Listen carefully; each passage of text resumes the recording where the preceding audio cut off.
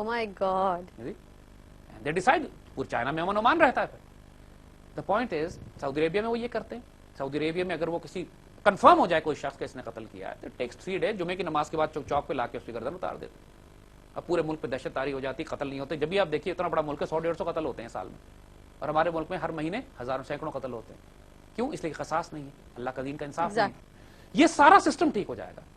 You have to start with the caretaker setup, क्योंकि ये parties जो इस वक्त हमारी सियासी जमातें हैं ये कर ही नहीं सकती. ये करना ही नहीं चाहती, करना भी नहीं चाहती, कैपेसिटी भी नहीं है. कैपेसिटी भी नहीं. सही. लिहाजा इससे पहले कि मुल्क में कोई खूनी इनकलाब आए, कोई तालिबान टाइप इनकलाब आ जाए, क्योंकि फसाद फिलर्द इतना फैल जाएगा कि उसके बाद अनारकी इतनी फैल जाएगी कि या दुश्मन चढ़ दौड़ेगा या मुल्क के अंदर एक बगावत बर्पा हो जाएगी.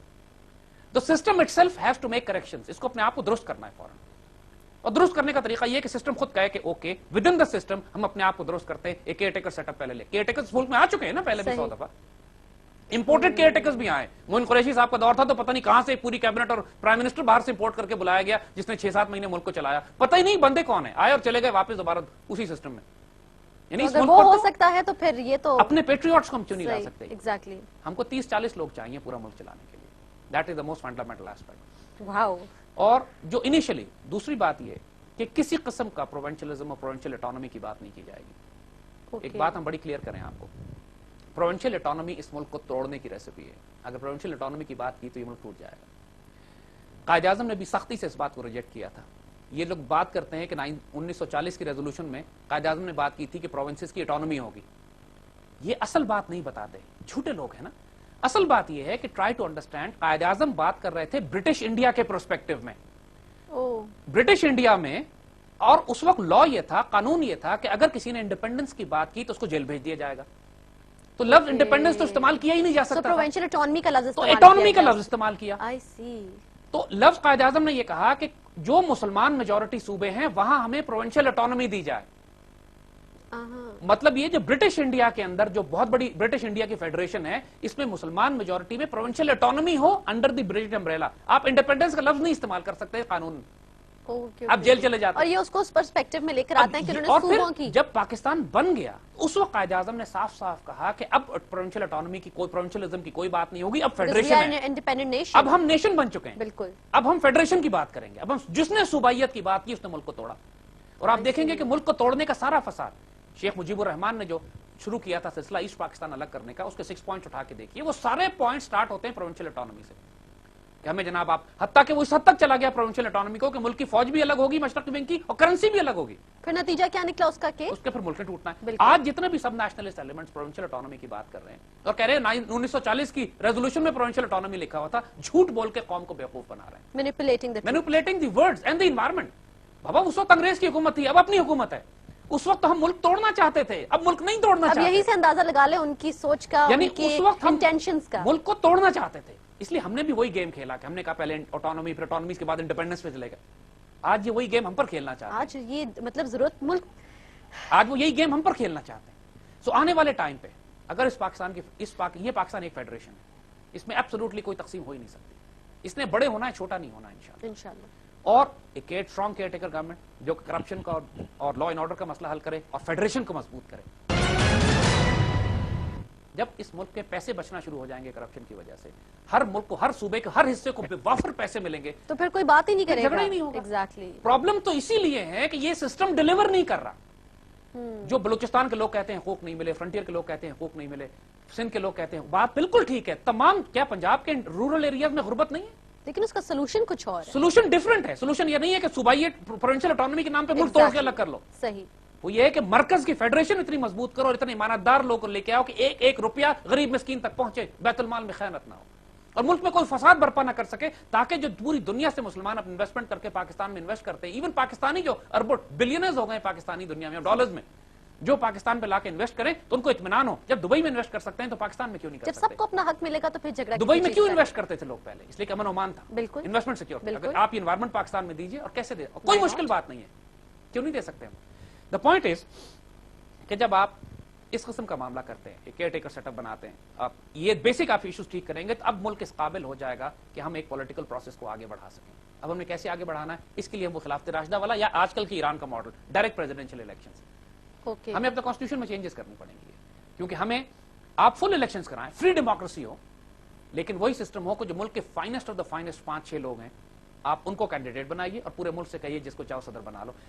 ایران میں جب یہ کر سکتے ہیں, امریکہ میں بھی وہ یہ کرتے ہیں کہ وہ صدارتی انتخاب کرتے ہیں اور پھر امریکن پریزیڈنٹ آنے کے بعد اپنے 6000 آدمی تبدیل کرتا ہے, اپنی پوری ٹیم فل اتھارٹی ہوتی ہے. خلافت راشدہ میں ایگزیکٹلی یہی ہوتا تھا کہ جو خلیفہ اپوائنٹ کر دیے گئے وہ خلیفہ اپوائنٹ کر دیے گئے, اب خلیفہ اپنی ٹیم اپنے ایڈوائزرز خود سلیکٹ کرتے ہیں, اپنی ٹیم بناتے ہیں. جو کچھ آپ نے ایک بندے کے اوپر ٹرسٹ کیا وہ آپ کے ٹرسٹ کو آگے ڈیلیور کرے گا. جو فائنسٹ آف دا فائنسٹ ہے ملک سے, اور جو دیکھیے پارلیمنٹ کس کی ہونی چاہیے, شورا ضروری ہے, لیکن ہمارے ہاں یہ ہوتا ہے کہ علاقے سے چاہے وہ آدمی کتنا ظالم ہو, انگوٹھا چھاپ جاہل ہو, وڈیرا ہو, فیوڈل ہو, وہی نکل کے سارے آتے ہیں جن کو الف بے نہیں پتا.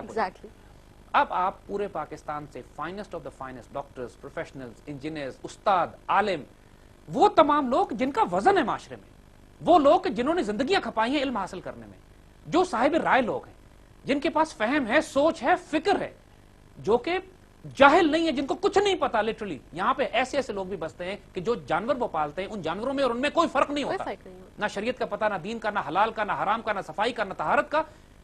انفارچونیٹلی ہمارے جن لوگوں تک دین نہیں پہنچا ان کا وہی حال ہے. آپ ان کا ووٹ اور ایک عالم دین کا جو ساری زندگی علم حاصل کرتا رہا ہے, یا سائنٹسٹ کا, یا انجینئر کا, یا ڈاکٹر کا جو پوری دنیا دیکھا ہوا ہے, اس کی رائے برابر کیسے کر سکتے ہیں؟ How can you make it equal? اور جو شورا چاہیے, پارلیمنٹ چاہیے, parliament again on the basis of contribution to the nation. اس نے امت رسول صلی اللہ علیہ وسلم میں پاکستان میں کنٹریبیوشن کیا کی ہے, اور اس کی بنیاد پر پورے ملک کے اندر سے آپ 300-400 لوگوں کی فائنسٹ پارلیمنٹ اپوائنٹ کریں, ہر آدمی کا اپنا کردار اور کیریکٹر کی بنیاد پر. وہ پریزیڈنٹ بھی اپوائنٹ کر سکتا ہے, یعنی اس کو سلطان کہیے, پریزیڈنٹ کہیے, امیر کہیے, name is not matter, doesn't matter now. وہ اس کے صفات وہ ہونے چاہیے جو عمر بن عبدالعزیز کی صفات وہی ہوں جو عمر بن عبدالعزیز کی. Then you allow him to make a cabinet. Initial cabinet وہ اپنے ساتھ بہترین 10-15 لوگ بنائے, and then you make a shura, a parliament. Right. And then this is the system جس پر بلڈ کر کے آپ آگے چلائیں گے. اور اس میں کوئی ایسا معاملہ, اس کو آپ آرگنائز بھی کر سکتے ہیں کہ آپ ٹینیور طے کر دیں, آپ اس کو فلیکسیبل بھی رکھ سکتے ہیں کہ بھئی جو بہتر آدمی آ گیا, جو لوگ ایڈوائزری کاؤنسل میں ہیں, سیدنا عمر کیا فرماتے ہیں کہ جو سبجیکٹ آیا اس کے بہترین لوگ لے کر, جب کورٹس کرتی ہیں, عدالتیں آج کل کرتی ہیں کہ اگر کوئی میڈیکل کا کوئی مسئلہ آ گیا تو بہترین ڈاکٹر کو باہر سے بلاتی ہیں, اس سے مشورہ لیتی ہیں کہ آپ بتائیں کیا کرنا ہے. ان کو ایمیکس کیورائے کہتے ہیں, the friends of the court, court کے دوست.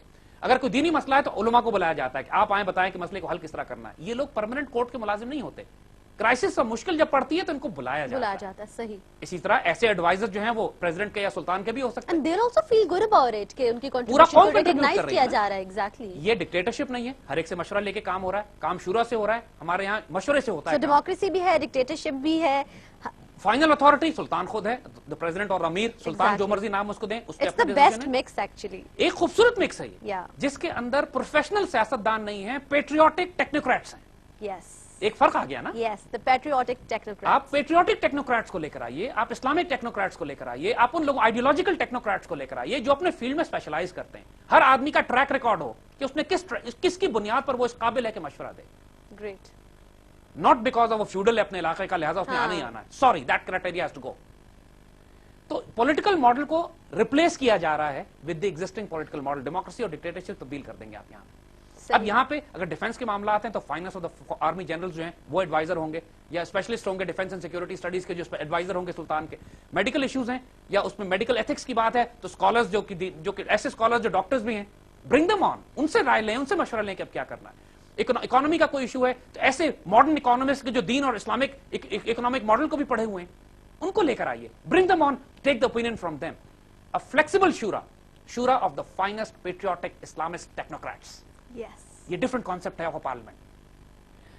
یہ سارے concepts, this is the change that you will bring about in an Islamic political model. یہ ہم نے جھلک دکھائی ہے, اس پہ بحث کی جا سکتی ہے, بات کی جا سکتی ہے, ریفارم کیا جا سکتا ہے, لیکن ہم صرف یہ بات کر رہے ہیں کہ جو ایگزسٹنگ ڈیموکریسی اور ڈکٹیٹرشپ ہے یہ سسٹم اب نہیں چلے گا. کمپلیٹلی خلافت راستہ بیسڈ ماڈل جو کہ آج کے جدید دور کے تقاضے بھی پورے کرتا ہو, جو کرپشن کو ختم کرے, لا اینڈ آرڈر کو ٹھیک کرے, اور ملک کے اندر فائنسٹ آف دا فائنسٹ لوگ ایڈوائز کریں رولرز کو, حکمرانوں کو, then we will be on our way to creating a model on the basis of خلافت راشدہ. باقی اس پر انشاءاللہ آگے سسٹمز کس طرح ہوں گے اس پر بات کرتے ہیں. تھینک یو زید صاحب.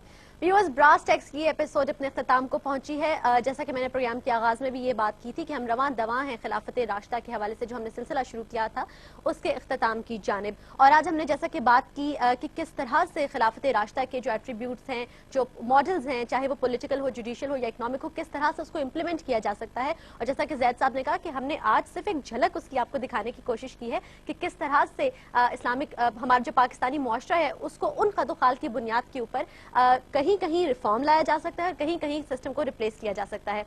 مزید بحث اس کے اوپر جاری رہے گی. آنے والی ایپیسوڈ تک کے لیے اجازت دیجیے گا. اللہ حافظ.